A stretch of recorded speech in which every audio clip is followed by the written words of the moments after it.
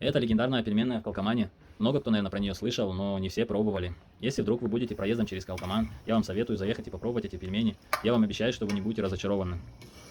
Кушая эти пельмени, вы не будете переживать, что там в фарш добавили там головное мясо, да, там, или какой-нибудь старой коровы, или вынужденный забой. Хозяева этой пельменной очень порядочные люди, и я уже их 8 или 10 лет знаю, им мясо поставляю. Даже много раз я ему предлагал, давай, говорю, это, ну, коров буду поставлять тебе на фарш, ты все равно на фарш все крутишь. Он, нет, мне надо только молодняк, и вот на протяжении 8 лет я ни разу не получилось ему что-либо такое вот продать. Раньше их было трое, две сестры и брат, но по какой-то причине ему пришлось уйти и открыть себе другое кафе. Это Азалия, которое он открыл. Оно находится, когда если со стороны Астаны ехать, после второго моста сразу же это кафе с правой стороны, после Калкоманского моста получается. А раньше у них было после первого моста, Баяно-Ульского моста, тоже с правой стороны. Теперь он переехал на кафе Азалия. Просьба такая, если есть такая возможность, сделайте побольше репостов и поставьте лайки. Просто этот человек как год открыл это кафе и как бы испытывает трудности, как и любой человек, который открывает новый бизнес, да.